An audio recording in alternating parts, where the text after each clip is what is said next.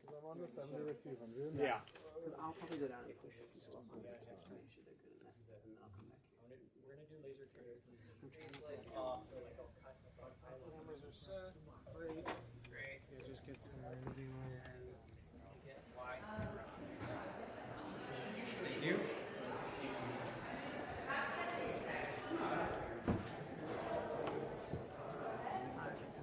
It's not taped off. If you want to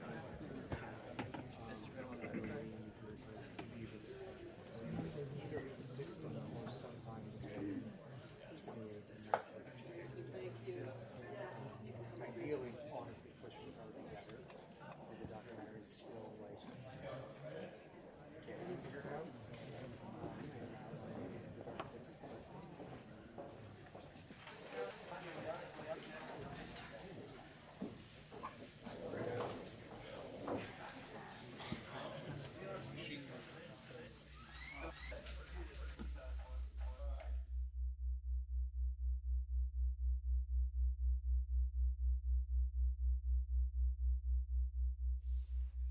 So we find ourselves here at the USC School of Cinema, adjacent to the George Lucas and Steven Spielberg buildings, one of the center of the many-centered simulation industry, where the craft is both theorized and taught.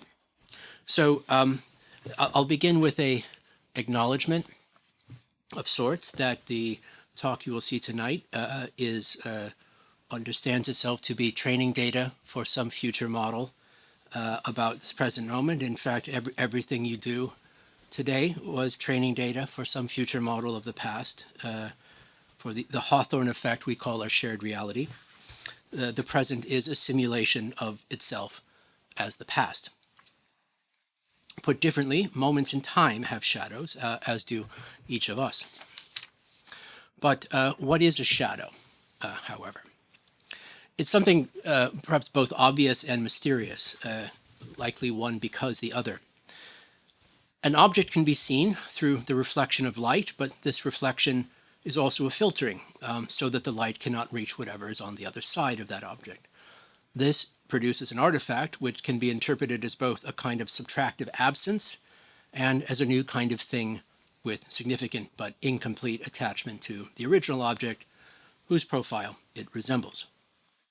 This secondary void is what we call a shadow.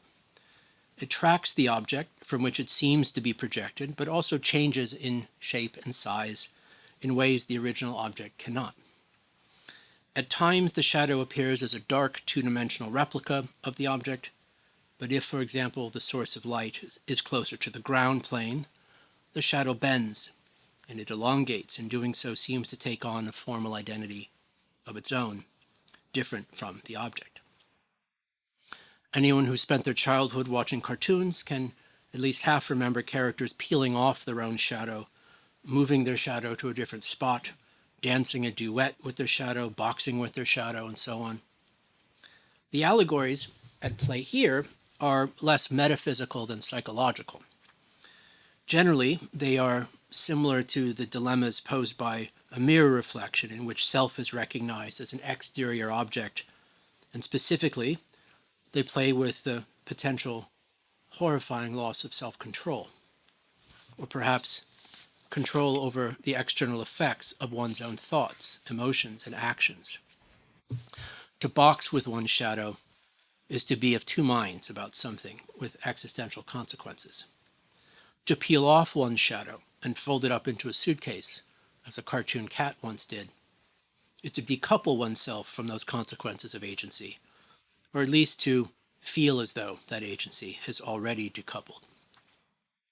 Speaking of which, Plato's allegory of the cave is, among other things, a theory of simulation at the core of Western philosophy, and is concerned not only with shadows misperceived as primary objects, but with the prospect that what we take to be everyday objects are themselves a kind of shadow of yet more primary forms. This worry haunts the ongoing critical suspicion of phenomenal appearances and what does and does not constitute the correspondence between image and truth and reality. So perhaps then, the philosophy of computation the philosophy of simulation begins with the beginnings of philosophy itself. Simulations were not just a topic for philosophy, but perhaps a kind of foundational paranoia from which philosophy was born. In my misspent youth, I took a trip bumming around Indonesia, and one of the few things that I brought with me on this trip was a dog-eared copy of Simulations by Jean Baudrillard, the true object of which I show you here. And among my favorite memories from this trip was attending late-night epic dramas told with shadow puppets in open-air temples in the Javanese city of Yogyakarta. Here, crowds of people wandered in and out, sharing tall bottles of beer, various snacks in 7, 8, 9-hour epics that would unfold and cycle back around and start all over again until dawn. Shadow puppetry, you see, stages a similar dilemma as Plato's allegory of the cave, but does so by perhaps inverting it. This particular cave accessed the agency of the shadow, perhaps more directly, and presents them not as a deceptive illusion, but as a direct presentation of the fundamental mythic systems that underlie daytime reality, but which are otherwise obscured by it.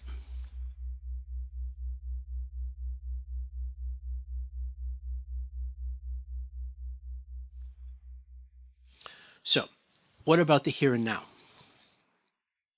Today, we live in and within caves of our own making. We build simulations that both get us both closer and further from reality. Arguably, all simulations are based on models, but not all models are simulations. That is, different forms of simulation are based on different sorts of models. So I'm going to, with your permission, start with a little bit of theory before diving into some examples which will be more fun. Some models are descriptive. Their value is in how well they correspond to some reality. Others are primarily predictive. Their value is in how well they anticipate a future state condition. And others are projective or normative. Their value is in how they articulate a possible or preferred reality that does not now exist and may be unlikely to exist if not for the power of the normative model. So, what do I mean by this exactly? Descriptive models are, for example, the domain of simulation science, seeking to understand complex natural phenomena. Predictive models, such as financial simulations, hope to guess market futures. And projective or speculative simulations are the domain of, for example, religious prophets, politicians, and designers seeking to give shape to a better world. These are all models, they're all simulations.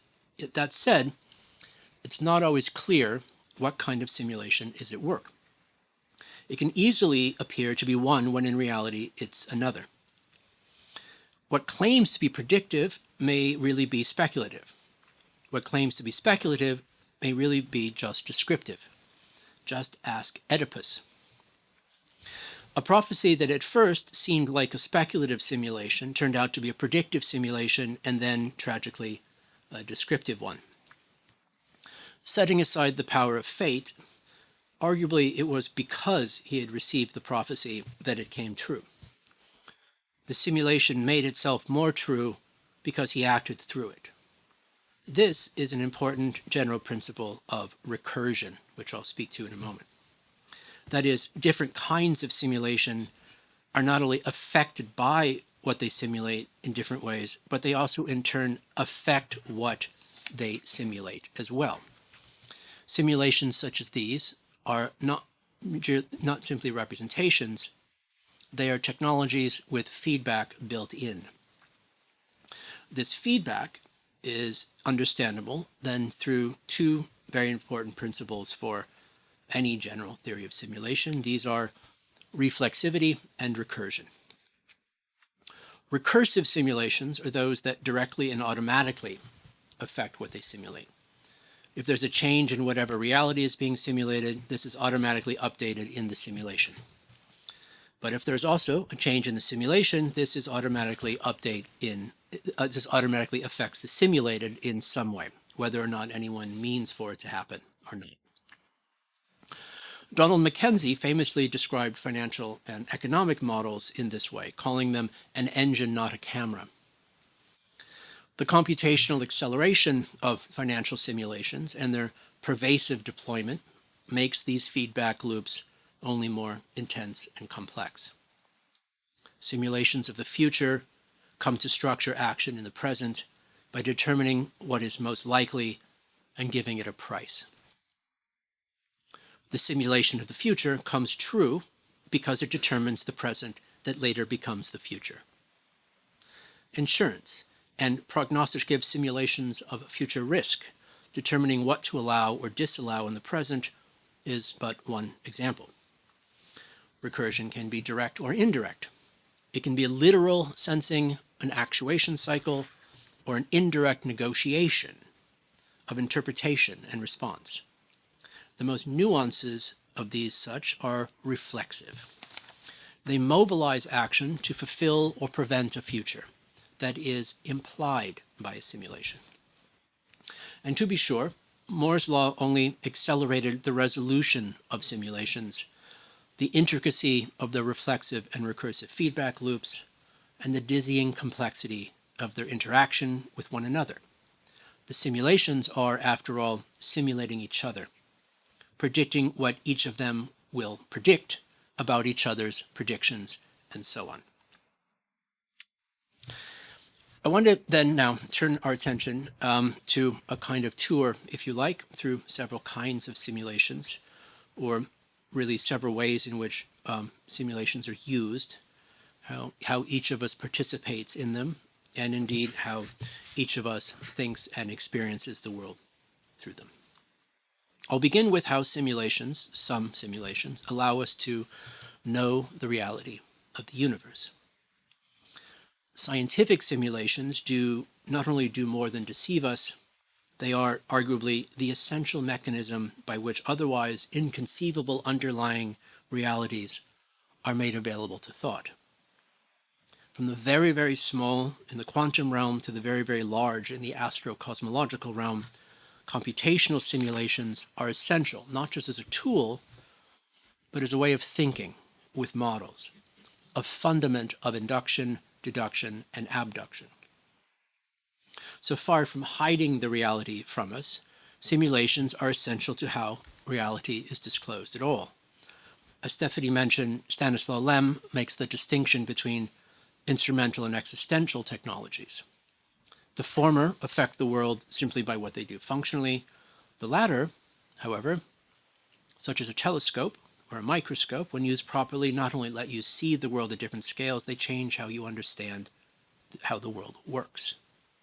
So all up and down the standard model of physics, clearly, simulations, like computation itself, is not just an instrumental technology, but an existential one. From planetary science to quantum field theory, from algebraic topology to astrophysics. At the same time, simulations are based on models of reality, and the status of the model has been a preoccupying concern in philosophy of science, even as simulations as such are more presumed than philosophized most usually. Models are a way of coalescing disparate bits of data into a composite structure whose whole gives shape to its parts, suggests their interactions and general comparisons with other structures. They are a tool to think with. The value of these kinds of models is in their descriptive correspondence with reality.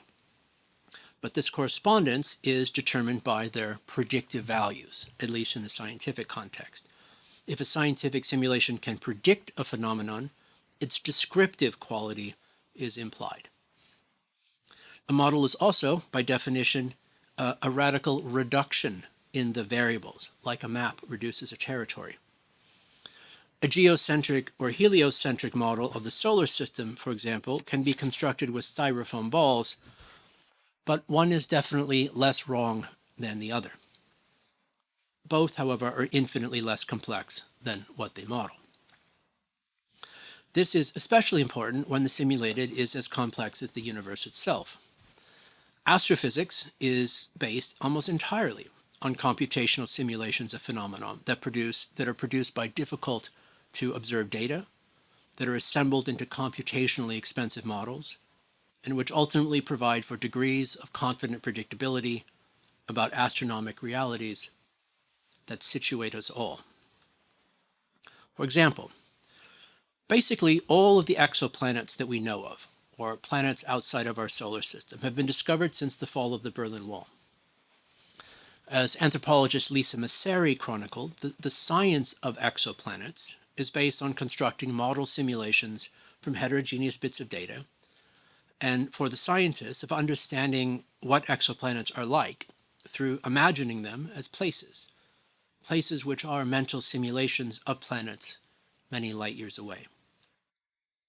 This is what we call cosmology, the meta-model of all models, in which humans and other intelligences conceive of their place in space-time. Today, cosmology in the anthropological sense is achieved through cosmology in the computational sense. Quite often, however, the simulation comes first. Its predictive ability may imply that there must be something we should look for, because the model suggests it has to be there. Thus, the prediction makes the description possible as much as the other way around. Such is the case, for example, with black holes, which were hypothesized and described mathematically long before they were detected, let alone observed. For the design of the black hole in the Nolan brothers' film Interstellar, scientific simulation software was used to give form to the mysterious entity based on consultation with Kip Thorne over at Caltech and others. The math had described the physics of black holes, and the math was used to create a computational model that was used to create a dynamic visualization of something no one had ever seen. Of course, a few years later, we did see one. The black hole at the center of the M87 galaxy was observed by the Event Horizon Telescope and a team at Harvard that included Shep Doleman, Katie Bauman, seen here, and Peter Gallison. And, well, it turns out the humans were right. Black holes look like what the math says they should look like. The simulation was a way of inferring what must be true, where to look, how to see it, and only then did the terabytes of data from Event Horizon finally produce something we take as a picture. It's important, however, to note that this conjunction of entertainment purposes with scientific inquiry is by no means anomalous. It's no secret that the general capacity for a scientific simulation depends on the availability of cheap GPUs. GPUs are cheap because of the economics of video games, an entire entertainment genre based on interaction with computational simulations just for fun. Science is paid for by fun. AI is also driving the development, GPU development and cost curves, and obviously will likewise cross both scientific and entertainment domains in ways yet unforeseen. A few years ago, David Krakauer from the Santa Fe Institute co-authored a wonderful paper on the essential role of simulation across scientific disciplines and proposed an ideal simulation software stack for this very purpose. The paper offered 9 motifs for simulation intelligence, a novel way of rethinking the boundaries between scientific disciplines by how they correspond with similar and different forms of simulation. What it didn't address is that the science is but one application for this software and hardware stack that is, as said, being driven by other purposes. Let me emphasize, however, scientific simulation not only has deep epistemological value, it also makes possible the most profound existential reckonings. Climate science is born of the era of planetary computation. Without the planetary sensing mechanisms and satellites, surface and air sensors, ice core samples, all aggregated into models, and most importantly, the supercomputing simulations of climate past, present, and future, the scientific image of climate change as we know it would not happen. The idea of the Anthropocene, and all that it means for how humans understand their agency is an indirect accomplishment of computational simulations of planetary systems over time. In turn, the relay from the idea of the Anthropocene to climate politics is also based on a geopolitics of simulation. The implications of simulations of the year 2050 are dire, and so climate politics seeks to mobilize a planetary politics in reflexive response to those predicted implications.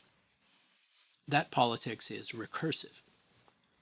Deliberate actions are now taken to consciously prevent the future. As said, this is an extraordinary agency to give simulations. I doubt that Greta or other climate activists may like the idea, but climate politics is one of the important ways in which massive computational simulations are driving how human societies understand and organize themselves, and indeed, they are why the activists are in the street to begin with. So, that simulations relate so closely to descriptive and predictive knowledge of the world is perhaps not surprising, given that cognition depends on descriptive and predictive mental models. Simulation is one of the most important ways that human brains work. Our friends from neuroscience and artificial intelligence may raise the point that simulation is how minds have intelligence at all. The cortical columns of animal brains are constantly predicting what will be perceived next, running through little simulations of the world and the immediate future, resolving them with new inputs, and even competing with each other to organize perception and action.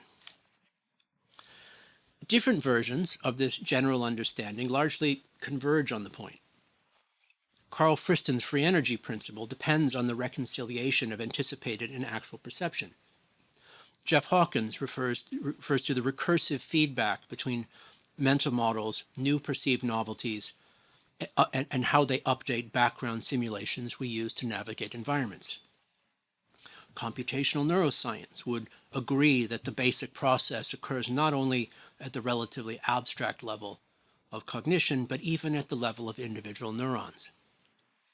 Andy Clark and others explicitly invoke simulation as the modeling process that makes the noisy flux of perception into a coherent, predictable, phenomenological reality.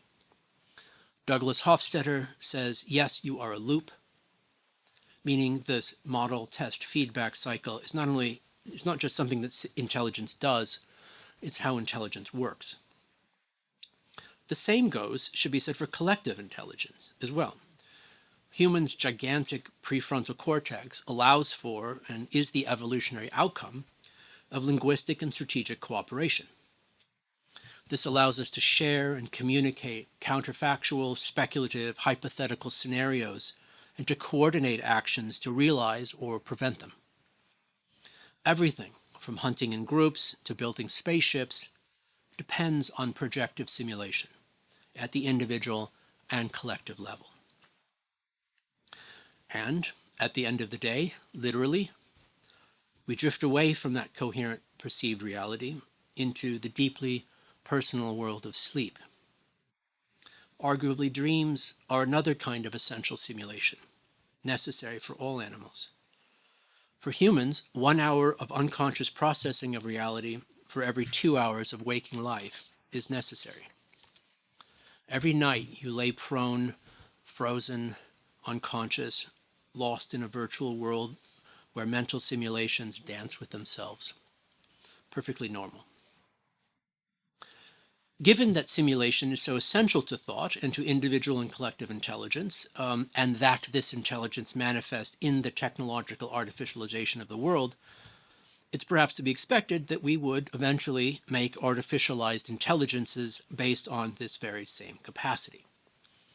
AI is, among other things, simulated intelligence, which in the form of large language models uses, quote, language, not just in the conventional sense of chatbots, but also as the engine of difference that underlines applications in robotics, image processing, genetic sequencing, and so much more. However, it's worth noting that the psychological and technological development of AI has also hinged on a kind of simulation anxiety. For the Turing test, the standard for intelligence was based on the differentiation of human intelligence from computationally simulated human intelligence. To know if it's a simulation or not would come to be one of the ways that the non-simulated, ostensibly us, is defined by the difference. Any uncertainty or confusion that muddies the split makes us less clear as to who we are.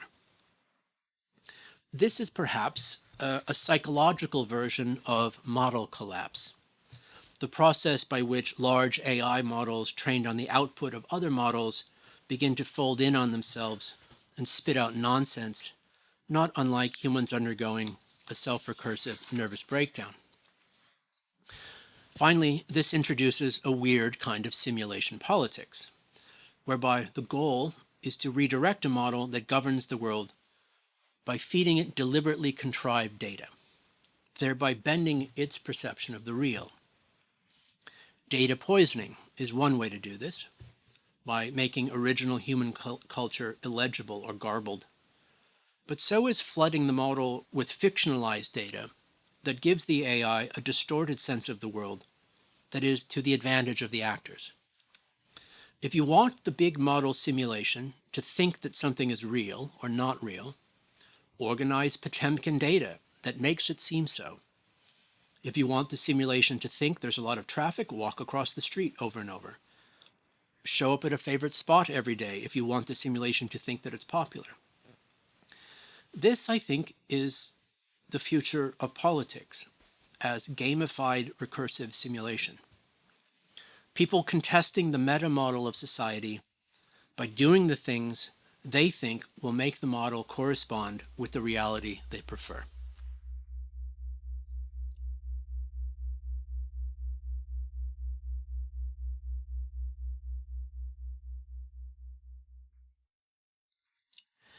Now, AI works not just by simulating us, but also by simulating the world.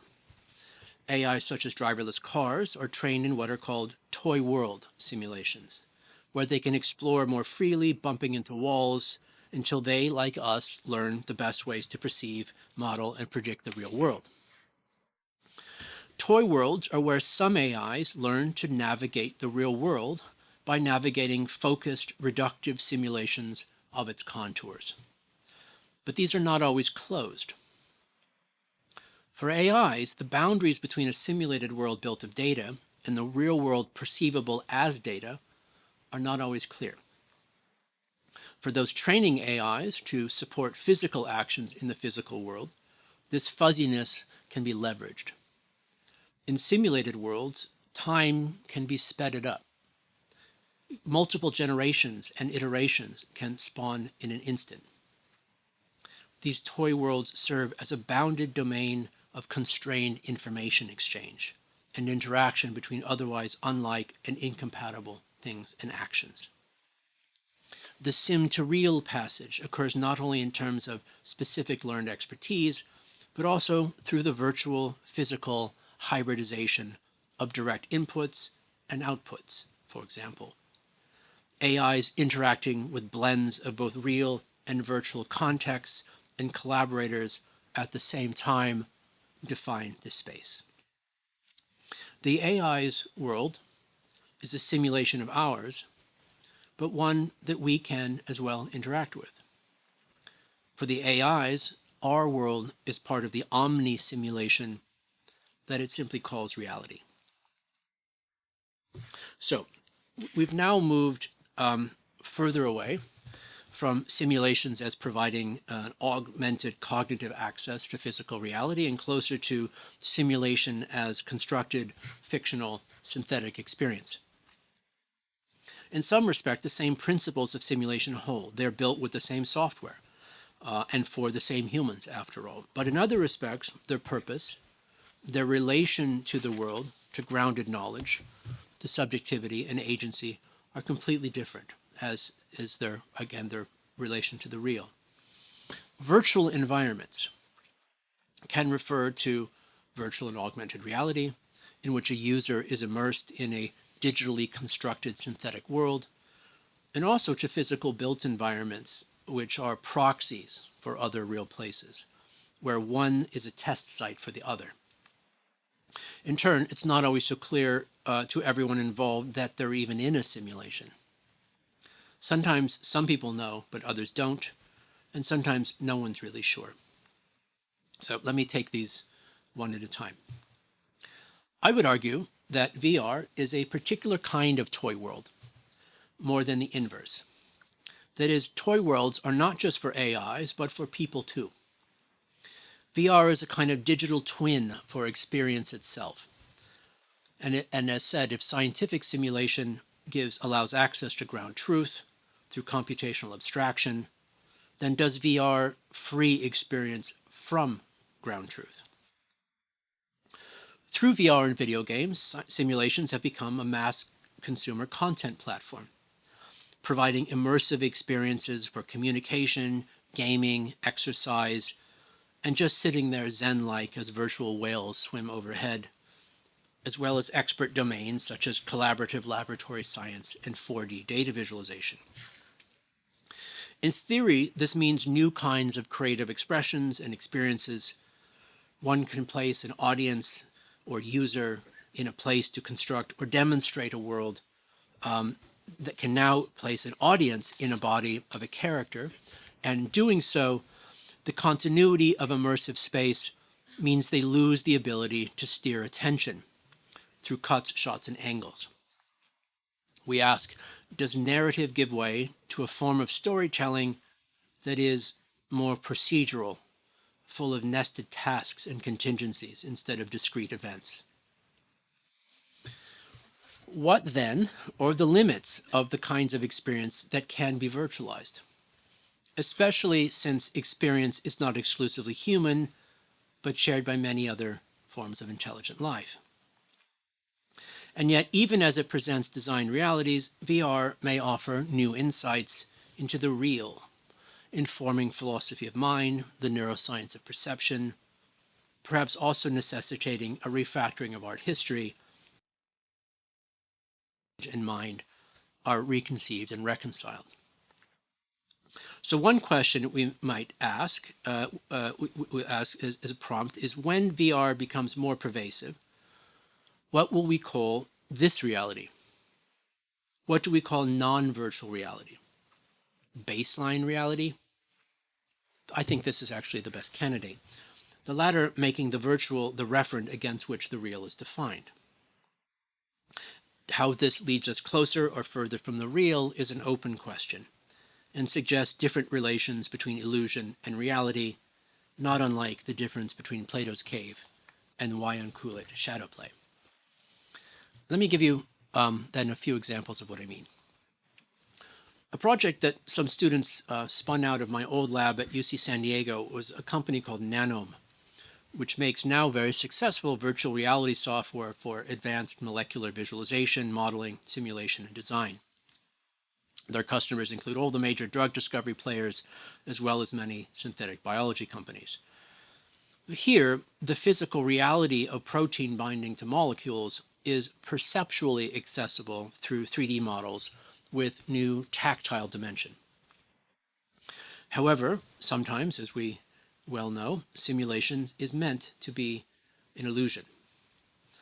A corollary technology to VR is augmented reality, whereas people wear something like glasses that overlay their world with synthetic perceptions, programmed interactive hallucinations that blend physical and virtual worlds into one. The shadow and cave merge. By contrast, John Carpenter's They Live presents a kind of reverse augmented reality. Here, the main character finds a batch of sunglasses that, instead of adding a layer of ideological augmentation to reality, they instead remove and subtract the parts of a generally perceived reality that are illusions. So for AR, the subject wears the tool to simulate reality, but here they wear the tool to escape the simulation that is the constructed reality. Critical theory as Ray-Bans. In this case, they reveal that the world, that is in They Live, they reveal that the world is actually run by alien lizard people who manage humans like cattle. And that both AR and They Live scenarios in some ways correlate with symptoms of schizophrenia is a theme I'll pick up in a moment. VR has itself been represented in cinema in many ways. Perhaps, at least to my mind, the most compelling is in David Cronenberg's Existence, where the virtual world looks exactly like the real world, except that impossible things happen all the time. In many respects, the cinematic experience is already an immersive virtual environment, as the last century of film theory has already suggested. More recently, the ante has been raised by things like the Sphere in Las Vegas, which posit not a first-person interior VR, but VR as a medium for crowds, truly a mass ornament, and as Siegfried Kracauer once called it. To experience this costs about $500 per ticket for 2 hours, which is expensive and made more so by the fact that one has to endure a U2 concert for the full duration. The mini-sphere at your local mall is no less a virtual environment. Now that cinema has been completely absorbed by Marvel, this meta-genre is defined not only by superhero plots, but also by how its cinematic form is constructed via layers and layers of photographic and computational inputs, composited together into a new reality that is both magical and oppressively familiar. Now, as said, the virtual environment may be physical, not digital. It may also be constructed, however, as an immersive illusion for its own sake, but in some ways perhaps closer to the purposes of scientific simulation as a digital twin of another place or reality. Classic example being the massive simulation of the Bay Area watershed up north from us. Keeping with the cave theme, consider as well Chauvet, a site in France discovered by accident quite recently that is full of incredible Neolithic art dating to roughly 32,000 BCE. By comparison, Lascaux is dated to about 16,000 BCE, and so consider that Chauvet is as distant from in history from Lascaux as Lascaux is from today. You may know Chauvet from Werner Herzog's film Cave of Forgotten Dreams. The art here is obviously priceless and fragile, and yet also part of human heritage. So to allow visitors a chance to experience the art, a second replica of the original cave was constructed nearby that admits human visitors to admire its wonders. It's not quite a theme park and not quite not one either. And in case the trip to France is inconvenient, the simulation has a simulation. You can visit the second cave virtually in a narrated VR tour. Shadows you see have shadows as well. Now, physical simulations are sometimes constructed when one location is inaccessible from the other, but when there is some existential importance in modeling and testing and understanding how systems live and work at that remote site.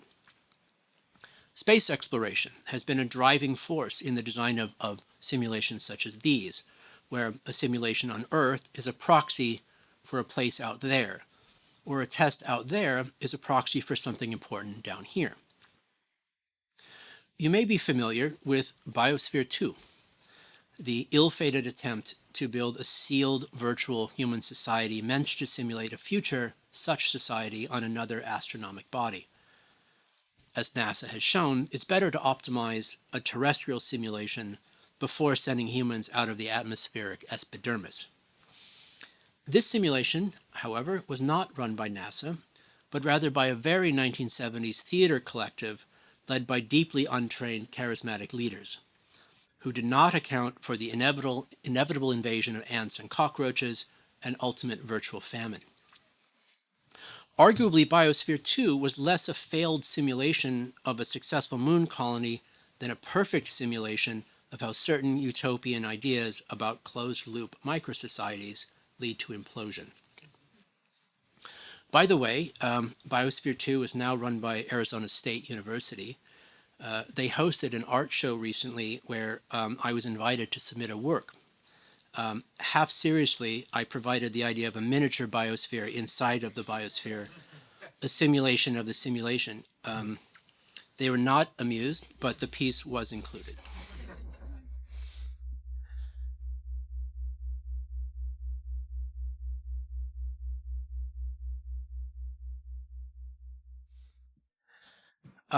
In the examples above,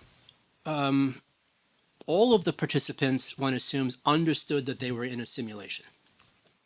They may not have spent a lot of time pondering the implications of this, but they knew at some conscious level that what they perceived is artificial in some way. This is not always the case. One of the most important social and epistemological dynamics of simulation, I argue, is what I call ontological asymmetry, where there's one fraction of participants who knows it's a simulation and another fraction who does not. Often the purpose of the simulation requires this asymmetry. Somebody has to think this is real for the virtual experience of the other to go as planned. The Orson Scott Card novel Ender's Game is a classic example of this. The young space cadet thinks they are playing a battle simulator in which they have become impressively expert, only to learn that it's not a sim at all. He had just blown up whole planets full of people, not knowing what he was doing. The theory was that if he had known it was not a sim, he would not have followed through and acted as desired.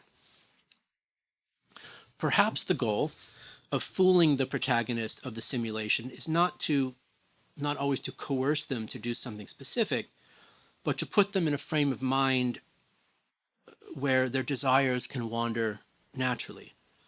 Consider Butters. His mates on South Park convince him that they have let him use their new VR headset, which includes a perfect sim of their school. They have actually instead only installed upon him a snorkeling mask, which explains why he calls the graphics so realistic. This is an example of what we might call a placebo simulation. At least somebody thinks it's a sim, but it's not. One of cinema's most famous examples of ontological asymmetry is, of course, Truman Show, where the main character's entire life, from birth to adulthood, is a massively artificialized physical environment, with artificial friends and family who are in on the plot. Slowly but surely, he begins to suspect something is not quite right, and exhibits classic symptoms of a particular kind of schizophrenic episode, today called targeted individual syndrome, which ultimately leads the protagonist towards breaking the asymmetry and taking some control of the process of designing his life. By this measure, the inverse of Truman Show is Westworld. Here, the protagonists do know it's a sim, but all the background characters do not. The asymmetry is reversed. Eventually, they do come to realize that the toy world simulation is actually not a sim after all. Given that these characters are androids, this uneven realization of the real leads to less cut and dry existential lessons than Truman Show. In both cases, however, the issue of consent is obviously relevant for such asymmetries. The Milgram experiments in acquiescence to authority are another famous simulation where ontological asymmetry caused psychological harm to those who didn't know it was a sim. They thought they had harmed someone when they had not. Now, continuing deeper into the abnormal psychology of simulations, we observe a strong correlation between simulation and anxiety, one that takes different forms. I'm going to explore this a little bit more in a moment in relation to personal simulations, but first, it also relates to really basic questions of knowing and not knowing, and the deliberate suspension of disbelief in, for example, therapy. Among the primary uses of VR in the military, besides training for battle, is pre-enacting war, is for PTSD, and indeed reenacting the traumatic experience as a way of exorcising its torment. Reenactment of trauma is basic not only to Freudian psychoanalysis, but truly to mourning rituals the world over. By contrast, in the TV show The Rehearsal, anticipated trauma is dealt with by constructing full-scale simulations of difficult conversations and encounters and having simulated protagonists pre-enact what it will be like, preemptively repeating the trauma before it happens, so that it might not happen at all. At the end of this spectrum are the virtual worlds of WandaVision, where the Scarlet Witch deals with the death of her family by using her magic powers to construct fully immersive environments, both physical and virtual, at the same time, where she and they can live out their days in various sitcom scenarios. Here, it's less that simulation allows for the trauma to be repeated, rather reversed. Reality is an egg unscrambled by the preferred artificialization.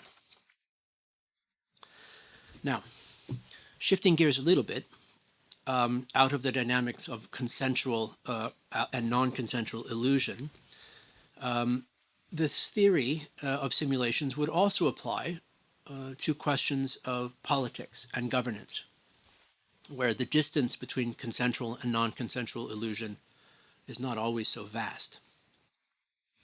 Simulations play a big role in how states and other governing institutions imagine a role for everyone and everything. They give a sense of control through visual coherency and enclosure. It seems as though the complexity of the world simulated is accounted for because of the elegance of its interfacial reduction. Its elegance is so convincing. Now, oftentimes this works just fine.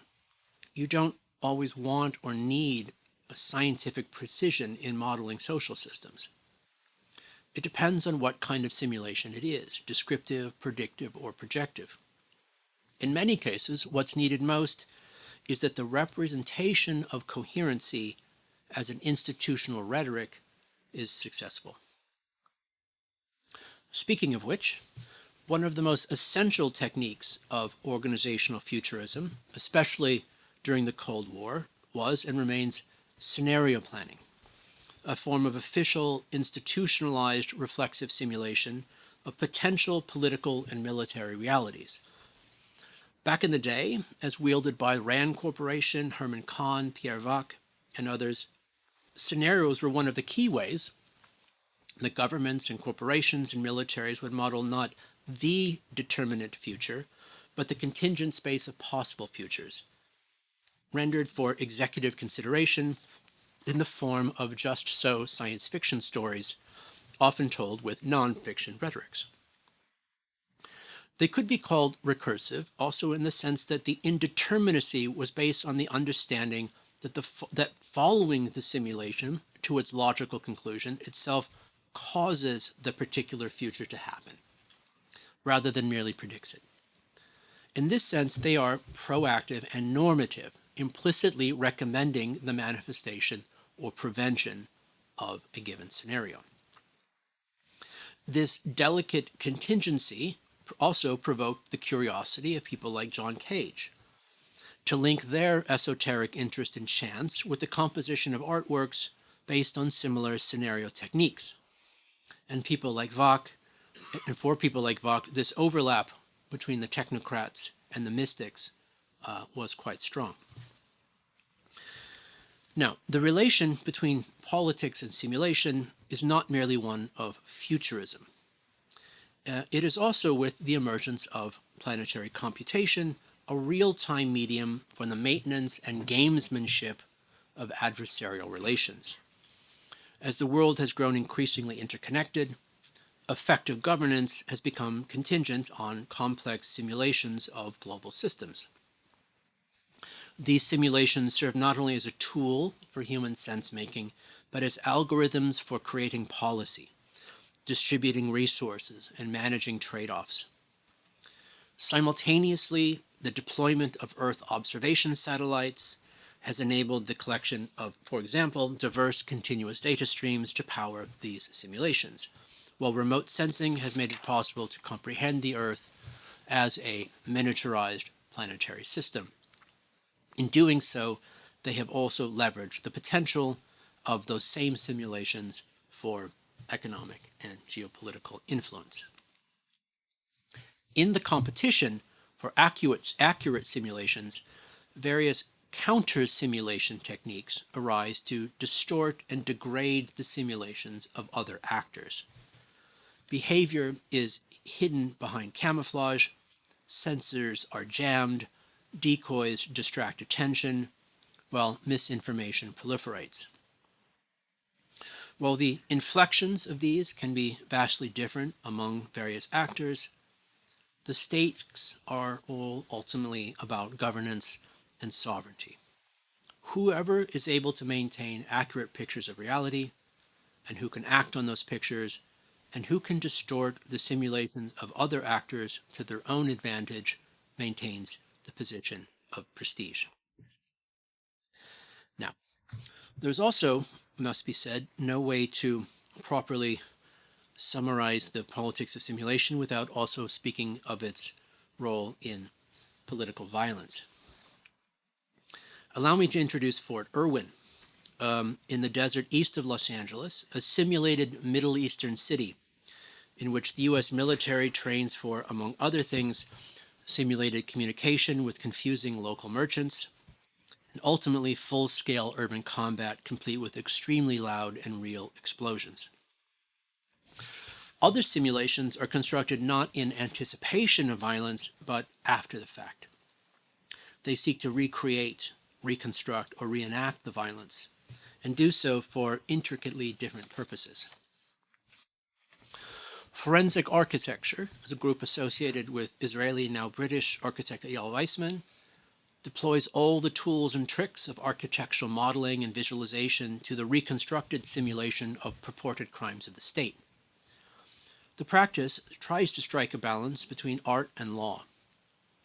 Sometimes the same work is submitted into the public record as part of a prosecution against the accused, hence the name forensic, and sometimes it is shown in prestigious galleries and museums.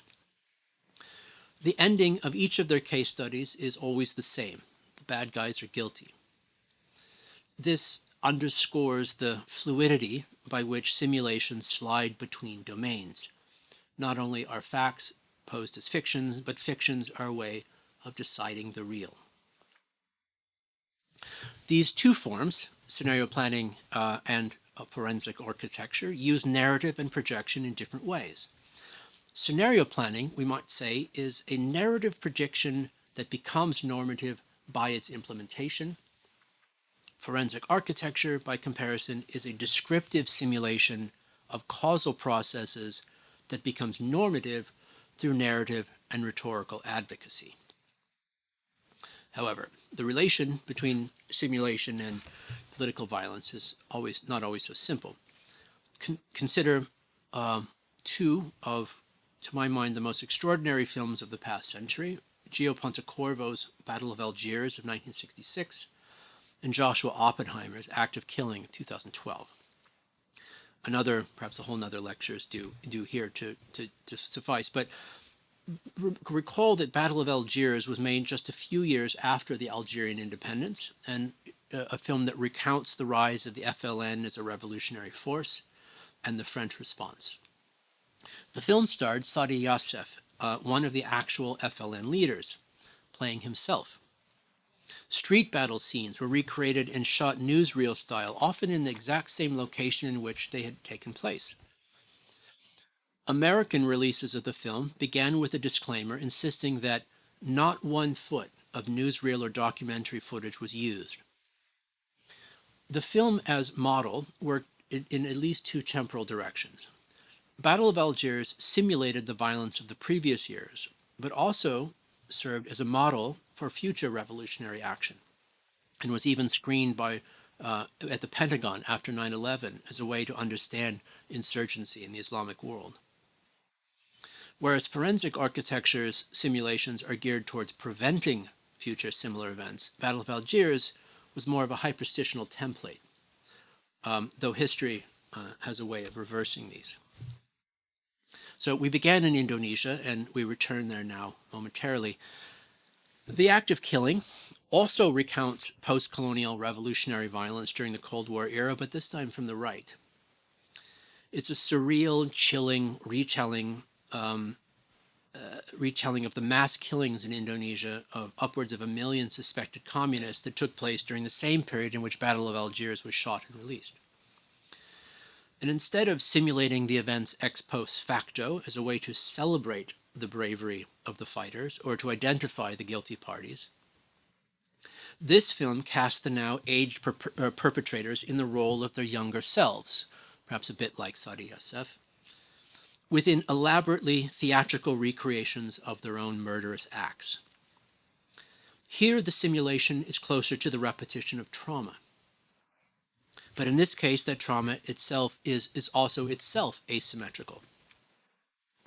For many of the perpetrators who are all too humanly oblivious to the significance of their acts, and to the victims and their families who are tormented by memories, the simulation works sometimes to reconcile the meaning of the violence. So, we now move from the past to the present, from the filmic simulation to the computational, and from collective historical simulation to the individual and the personal. The formations of digital identity under planetary scale computation are aligned mostly toward the individual human person as the base unit of sensing, analysis, and recursion. Each of us confront the digital shadows that we all produce and are produced by, and which we both possess and are possessed by.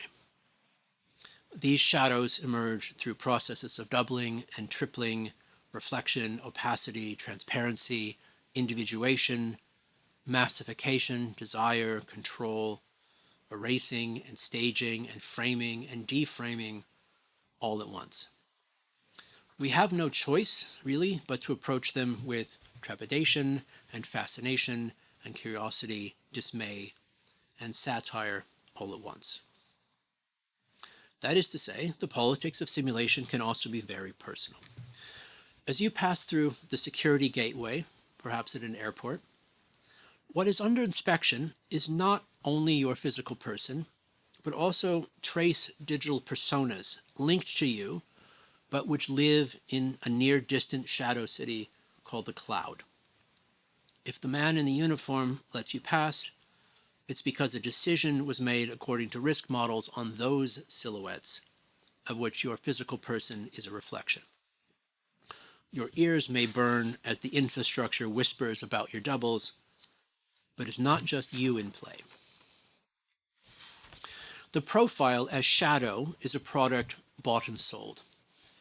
Consider the very idea of celebrity as already a kind of simulated person, an artificialized persona that can split between the original person and take on a life of its own.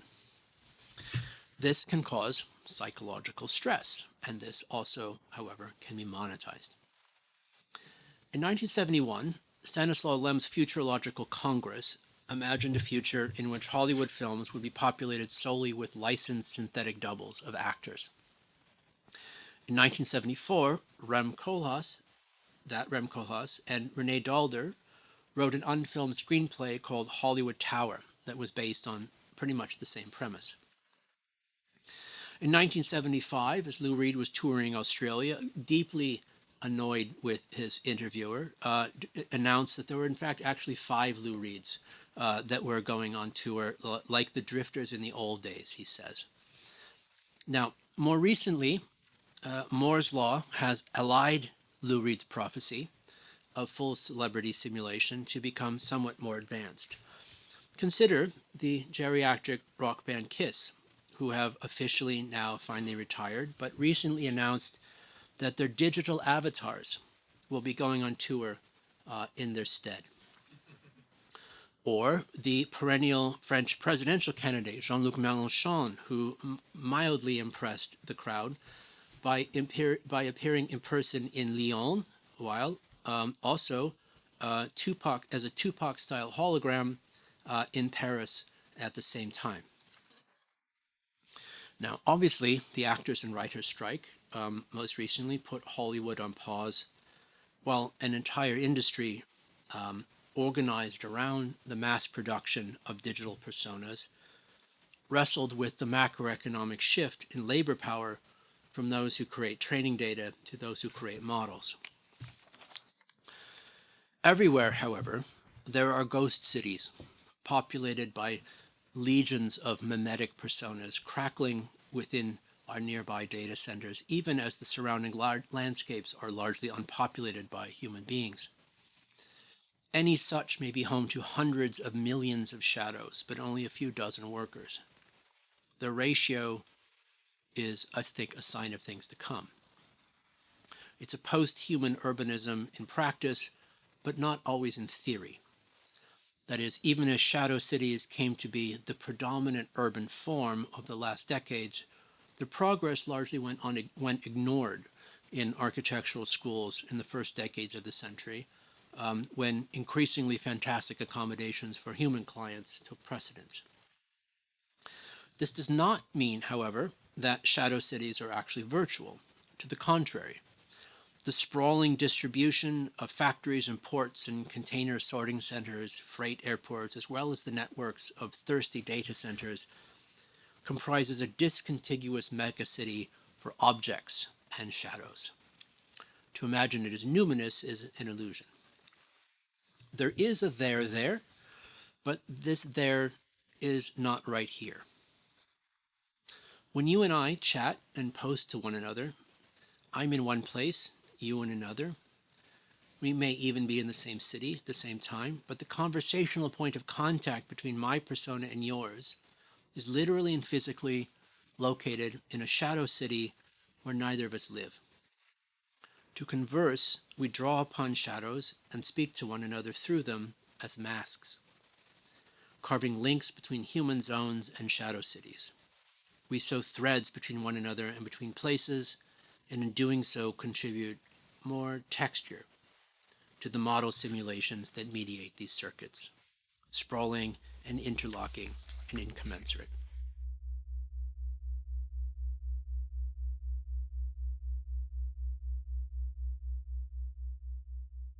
So I will conclude here with one final theme. This talk, as mentioned, was as an invitation towards a general theory. Wouldn't be complete without a discussion of simulation anxiety, a term that can mean many different things. First, it is anxiety about something is or isn't a simulation. Philip K. Dick characters are archetypes of this. But their reality-questioning angst is not the only form this can take. Ultimately, in societies where simulations are foundational, such as ours, for political, economic, logistical, ideological, and identitarian formation, anxiety as such can take the form of simulation anxiety. Here, instead of simulation healing trauma through staged repetition, the uncertain relationship between the stage and the staged induces, if not trauma, then at least anxiousness. This may, in turn, need to be dealt with by future simulations about which there is also some uncertainty, and so on and so on. For example, the art world's financialization of affect has long been concerned with identifying original from forgery. So much so that forgery as satire became an established format in and of itself, from Duchamp to Warhol to Richard Prince to Thomas Kincaid. Sometimes its collectors are worried about investment, and sometimes its consumers are worried about authenticity. Consider the streets of Santa Fe, New Mexico, where Native American artisans, mostly Navajo, sell beautiful jewelry, some of which is made in a factory that used to mass produce handcrafted knockoff objects. Today, however, that factory has Navajo owners. Are its products authentic or not? Who's to say? But what value does the object have if it is not embodied unadulterated authenticity? And if so, for whom? What about the authenticity of simulated humans? In the 1920s, Makoto Nishimura was so distressed by the human simulations that he had seen in Kopchak's play RUR that he designed Goku Tensoku, a humanoid robot made of without metals that represented not the degraded machinic qualities of the body, but its higher spiritual capacities. It could open and close its eyes, move its head, at least before it was lost while touring Germany in the 1930s. Compare this anxiety, however, over the mis-simulation of the human with that of the Turing test, where the very status of the human would come to be defined by all the ways, ever shrinking, that it is different from, not similar to, its artificialized other. For Goku Tensoku, anxiety seeks resolution and union between the human and its shadow, whereas for the Turing test, it is to keep them forever bordered. From rubber sex dolls accosted by the lonely to Paro the robotic seal given to elderly dementia patients in Japan, sometimes anxiety is not whether or not we can tell it's a simulation, but whether or not those using them really know or really care enough if it's a simulation or not. Does the dementia patient know that it's not a real seal that seems to love them? Do they know and not care? Do they care and not know? As we all, however, interact more and more with traces of our simulations, of ourselves and digital shadows and our replica personas, does this itself make our simulation anxiety more acute? The more we are asked to verify our originality, the more our existential status is put into question. As for simulation politics, the gaming of the model by performing what you want it to think is a kind of Hawthorne Effect ontology, one that has become so normalized that it expands the potential space of simulation to the edge of reality itself, engendering a new kind of déjà vu effect called glitch in the matrix, where some kind of anomalous regularity suggests that the big operating system in the sky may have copy-pasted the NPCs too much, and like Truman's revelation, given the whole game away. It's hard to keep it all straight.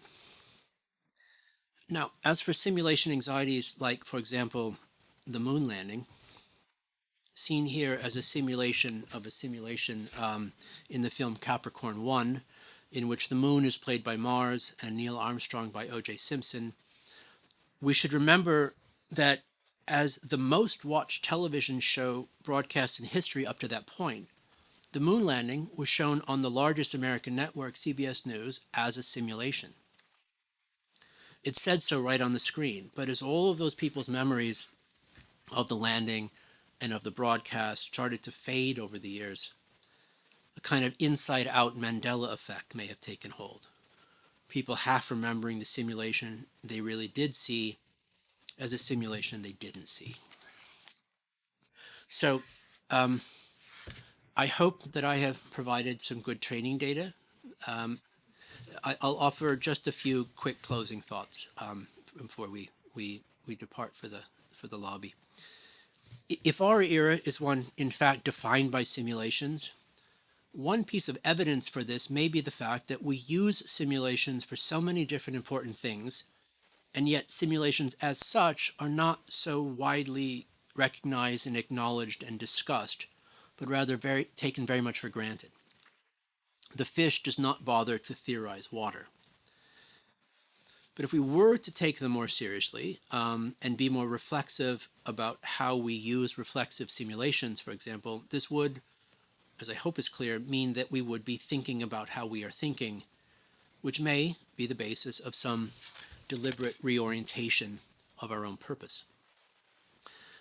This would touch on many things, but would have to include, as I've suggested, the difference between reflexive and recursive simulations, the dramas of ontological asymmetry, placebo simulations, the divergence of scientifically deduced reality and computationally generated illusions, the relation between model and intelligence, modeling as intelligence,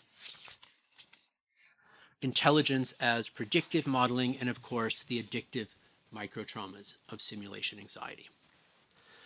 Lastly, as Stephanie had mentioned, one of the key theses of our program is that at certain points in time, our technology is ahead of our ideas. At other points in time, our ideas are ahead of our technology. When our ideas are ahead of our technology, when we want to be able to do things that we cannot do, utopians and various avant-gardes make the plans. At other times, such as ours, when the technology has outpaced our idea, when technological capacity is way ahead of our theory, this suggests a different project for philosophy. Rather than projecting its truisms onto technology, it suggests instead a direct encounter with, in this case, simulation, and for our program more generally with computation, that would produce new concepts needed not only to orient the model, but ourselves. This is why simulation, a critical practice without a sufficient theory, needs our attention. Thank you.